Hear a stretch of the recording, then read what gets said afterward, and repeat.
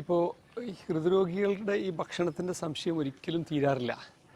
അപ്പോൾ പല ആളുകൾക്കും പല സംശയങ്ങളുണ്ട്. ഇപ്പോൾ ഒരു ഉദാഹരണത്തിന് നമ്മളൊരു ഒരു ഹാർട്ട് അറ്റാക്ക് അല്ലെങ്കിൽ ഒരു ഹാർട്ടിന് അസുഖം വന്നു, അതോടുകൂടി നമ്മുടെ ജീവിതത്തിൽ നമ്മൾ ഇഷ്ടപ്പെട്ട എല്ലാ ഭക്ഷണവും ഉപേക്ഷിച്ച് ജീവിക്കണമെന്ന് പറയുന്നതിൽ എനിക്ക് അഭിപ്രായമില്ല. നമ്മൾ ആ ഒരു വ്യക്തിയുടെ കാലറി റിക്വയർമെൻറ്റും അല്ലെങ്കിൽ അദ്ദേഹത്തിനുള്ള റിസ്ക് ഫാക്ടേഴ്സൊക്കെ നോക്കിയിട്ട് നമുക്ക് പല അഡ്ജസ്റ്റ്മെൻറ്റ്സും അവിടെ നടത്താം. ചില ആളുകൾ പറയും ഈ ഭക്ഷണമില്ലാതെ ജീവിക്കുന്നതിനേക്കാളും നല്ലത് ജീവിക്കാതിരിക്കുകയാണ്. പക്ഷേ അങ്ങനത്തെ ഒരു ഡെസ്പറേറ്റ് സിറ്റുവേഷനിലേക്ക് പോകേണ്ട ആവശ്യമില്ല.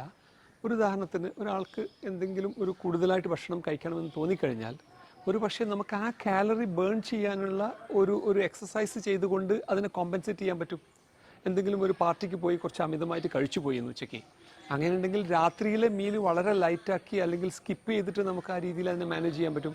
അപ്പോൾ അതുകൊണ്ട് ഒരു ഹൃദ്രോഗം വന്നതോടുകൂടി തൻ്റെ ഇഷ്ടഭക്ഷണം മൊത്തം ഒഴിവാക്കി ഒരു ജീവിതം വേണമെന്ന് ഒരിക്കലും നമ്മൾ പ്രിസ്ക്രൈബ് ചെയ്യാൻ പാടില്ല. ജനറലായിട്ടും ഇതെല്ലാം ഒഴിവാക്കിയിട്ട് ജീവിക്കണമെന്നും പറയാൻ പാടില്ല എന്ന അഭിപ്രായമാണ് എനിക്കുള്ളത്.